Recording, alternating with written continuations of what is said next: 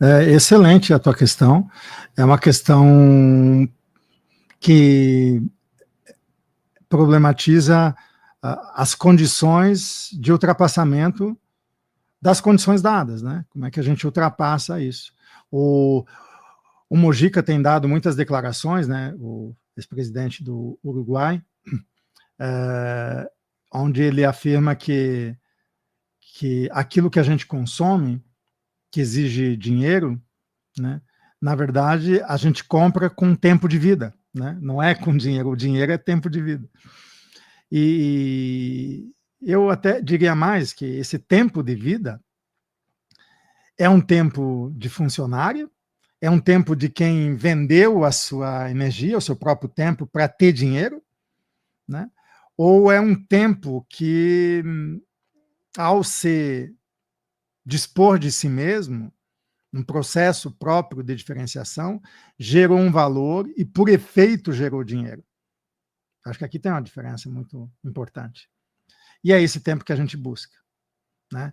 Então, ser um pouco idiota, ser um pouco claudicante, ser, né, às vezes, vacilar aqui ou ali, ou suspender este ou aquele processo de demanda, arriscando mais, eventualmente até aconteceu comigo, né? Passar um pouco de fome, estar sempre em situação de vulnerabilidade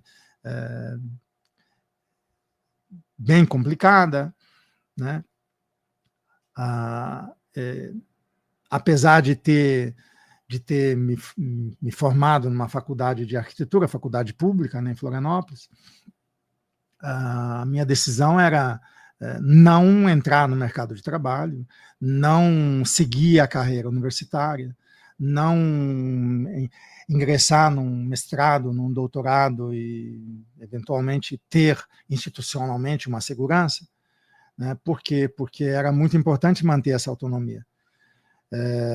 Então, eu tive muitos conflitos com a instituição mesmo, né? Mesmo durante a faculdade de arquitetura. Depois eu acabei fazendo um mestrado na Unicamp, tive o mesmo problema com a FAPESP, porque tinha uma demanda exterior, uma tentativa de ingerência sobre os meus processos de criação e produção, e eu não permiti, né? Então, nunca me dobrei, mas o preço sempre foi bem alto, né? E aí, o que você precisa fazer? Você precisa criar vacúolos, né, intervalos, hiatos entre tempos, onde você aproveita, né, para experimentar um tempo próprio. Né? Por exemplo, sei lá, quando eu cheguei em São Paulo e, eventualmente, eu tive que fazer uma outra coisa para sobreviver, como, sei lá, vender mel, vender uva, fazer isso, fazer aquilo, ou mesmo algum trabalho de desenhista, enfim, sempre fazia de um jeito aproveitando o próprio tempo, com um livro junto, um ou dois livros junto, lendo no ônibus, em pé ou sentado, não importa em que condições estava, ou evitando dormir ao máximo, né? Dormia só o mínimo necessário, me servia de elementos até para impedir que dormisse, né? Enfim, comprometendo um pouco a saúde, mas sabendo que só podia contar com as próprias forças, né? com uma maneira de fazer com que o tempo mesmo que me diferenciava era a minha fonte de valor, né? O que podia, a partir daí, criar alguma alternativa, né? Então, é muito complicado desde o início, né? Porque aquilo que vai retornando, né, em forma de mais valor, de criação de valor, de diferenciação de si, não tem precificação, por exemplo. A sociedade não transforma isso em dinheiro. E aí você diz assim, não, eu só vou fazer o que dá dinheiro? Não, eu preciso seguir naquilo que eu não posso me deixar dominar pela grana, ainda que eu tenha que comer, ainda que eu tenha que morar, que pagar aluguel, isso, aquilo. Né? Então, isso sempre foi uma pauta, o pensamento acima de tudo. Né? E que pensamento? Um pensamento como um acontecimento de potência, como um horizonte que diferencia a si mesmo, que gera novos valores, que produz realidade. Então, a própria maneira de ver, né, como modo de vida, né, fazia com que a vida se provasse nessa visão de si, nessa prática de si. Era a aprovação, né? Então, sempre foi bem difícil, bem complicado. Por exemplo, eu comecei a ler mesmo quando eu entrei na faculdade, né? Porque na minha casa praticamente não tinha nem gibi para ler, né?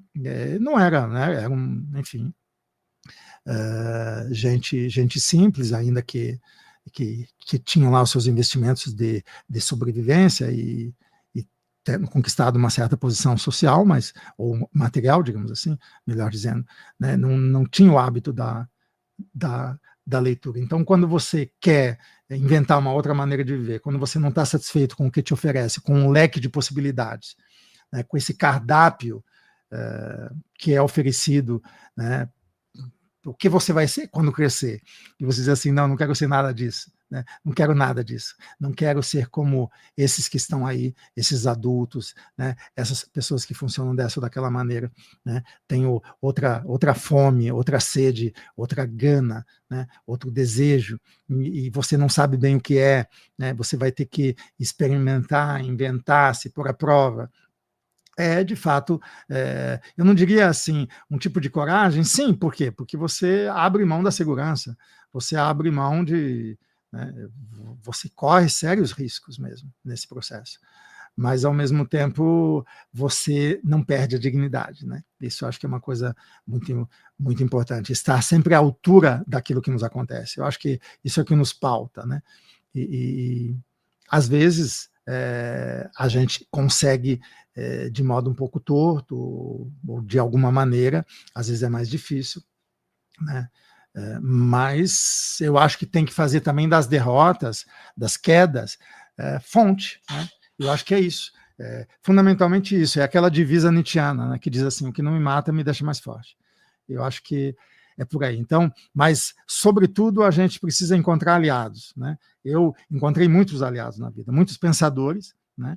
Muitas ideias, amigos também, dentro da universidade encontrei muitos amigos, né? que me apresentaram os pensadores, me apresentaram ideias, me apresentaram movimentos. Então, estar atento para as alianças que a gente pode fazer é fundamental, encontrar aliados, né? Fazer amigos, isso é muito valioso. Talvez seja a coisa mais importante, além desse esforço próprio, né, pessoal, é encontrar amigos, fazer aliados. É isso. E mesmo quando tem os inimigos, aproveitar os inimigos para ficar mais forte e não para criar mais ódio, né? Fazer o contrário, né? Entendeu? Agradecer até os maus encontros, né? Usar a dor no sentido interessante. Entende? Então, eu acho que é por aí. Ok, Di? Não sei Obrigado. se de nada. Sou da área de educação e estou começando a estudar a filosofia da diferença. Estou fazendo uma pesquisa em que busco compreender os movimentos da gestão e os efeitos da captura do tempo. Se possível, poderia falar sobre o entretempo e o acontecimento no plano de imanência? Nossa, Dalila, é isso. A gente já falou bastante, né, do entretempo, no plano de imanência, né, na medida em que falamos da espreita, né? Então, a espreita é uma suspensão das demandas, né? E a gestão escolar, a gestão no sistema de ensino, né, sobretudo no sistema de ensino obrigatório, ela é montada para roubar nosso tempo, para sequestrar o nosso tempo.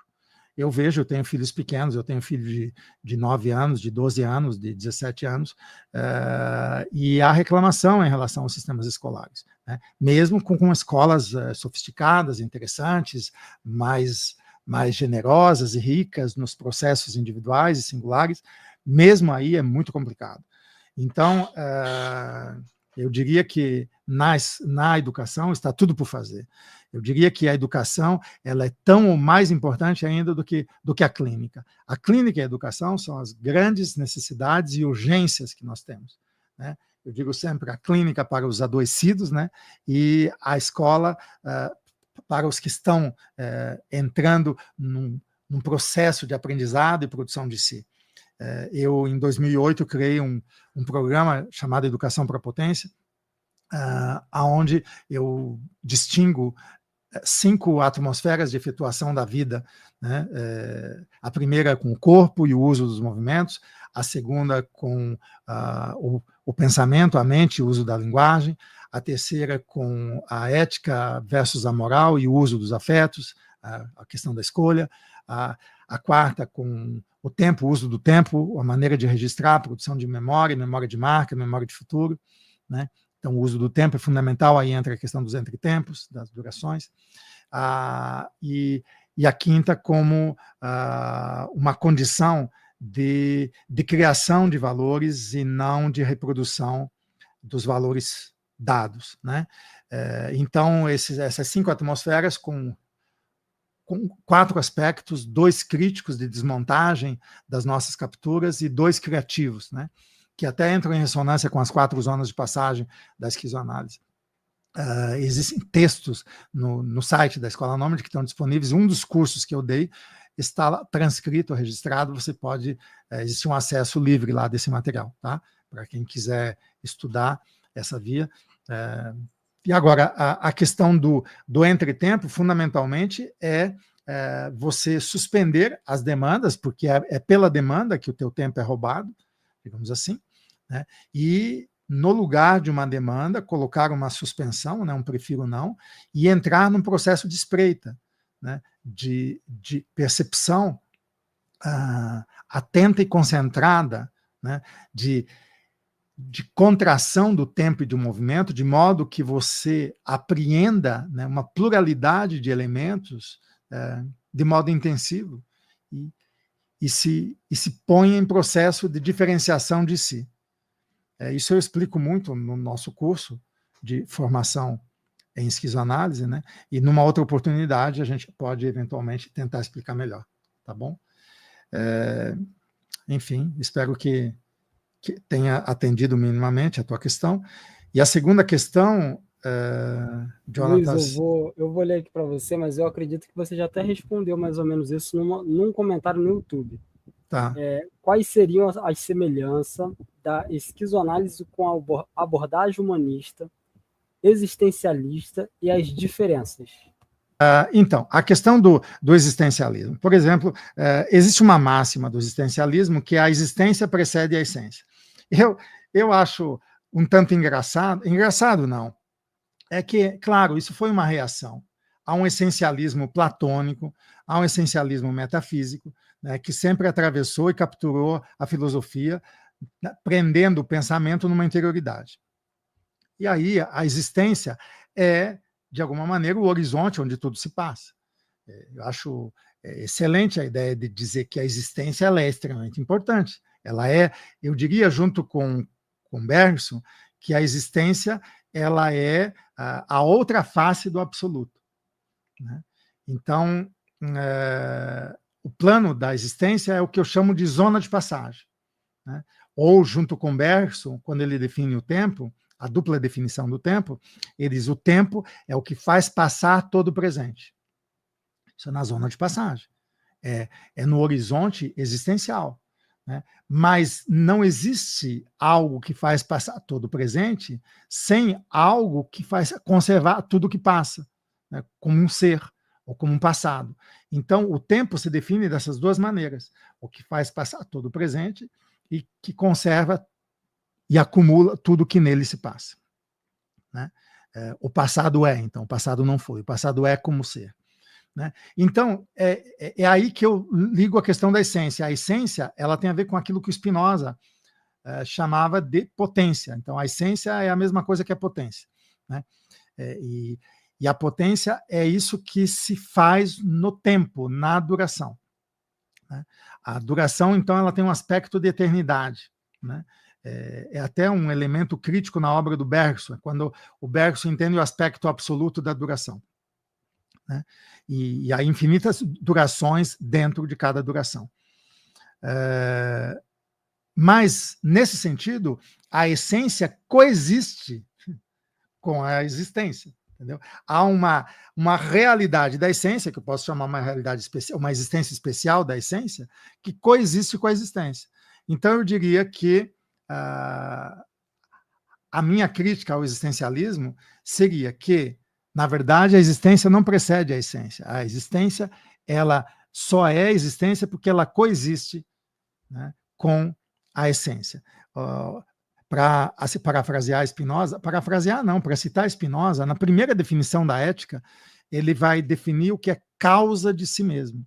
E ele diz assim: por causa de si, entendo aquilo cuja essência envolve a existência, ou aquilo cuja essência só pode ser concebido como existente. Então, tem uma existência necessária. A existência necessária é a própria eternidade, né? Então, eternidade, existência necessária e essência como causa de si é uma coisa só. E, ao mesmo tempo, enquanto desdobramento, elas coexistem. E claro, um problema mais grave do existencialismo seria a prisão da consciência. O existencialismo está preso ainda à consciência, assim como a fenomenologia, né? Então, nós sabemos que a consciência é apenas um aspecto do pensamento, né? E da realidade, né? Não define a realidade, né? É como se o existencialismo fosse definir a realidade a partir da limitação da consciência. Essa é a nossa crítica.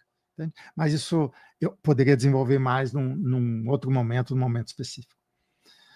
Tá bom, gente? Eu acho que chegamos ao fim. Eu quis fazer esse encontro para a gente eventualmente poder atender às várias questões que surgiram nos outros encontros e que não tinha sido suficiente o nosso tempo, para acrescentar, claro, essa visão de uma nova saúde mental, ou uma maneira diferente de ver a saúde mental, né? E ver a saúde, né, como uma grande saúde, uma saúde integral, e, ao mesmo tempo, para esclarecer, eventualmente, dúvidas e questões em relação ao próprio curso de formação, que vai ter início, então, agora nessa próxima quarta-feira, e dizer a vocês que aqueles que têm alguma dificuldade em relação à questão material, que podem conversar lá com a equipe, que tem lá um sistema lá, um formulário, que as pessoas podem responder e, eventualmente, pode dar algum jeito de viabilizar a questão de cada um, tá bom? E dizer que estamos sempre aqui à disposição, sempre que a gente pode, a gente faz essas transmissões, temos o maior gosto, o maior prazer em compartilhar esses pensamentos, esses conteúdos. A gente sabe que tem gente que estuda só a partir desses conteúdos mesmo, né? Segue à frente, o que é uma grande coisa, e a gente vai se encontrando e formando comunidades. Nossa questão é isso, é que a nossa comunidade cresça cada vez mais, no sentido de encontrar aliados, multiplicar o movimento. Somos uma máquina de guerra vital, né? Uma máquina de combate, porque a gente está inventando uma nova maneira de viver, de sentir, de pensar, independente de qualquer instituição, de gente que nos patrocine ou não, né? de iniciativa privada, de iniciativa pública, né? A gente segue em frente, firmes, fortes e atentos, tá bom? Então, um grande beijo, abraços a todos e a todas, e nos vemos numa próxima oportunidade, tá bom? É isso. Beijo, gente. Obrigada. De nada. Tchau. Valeu. Tchau.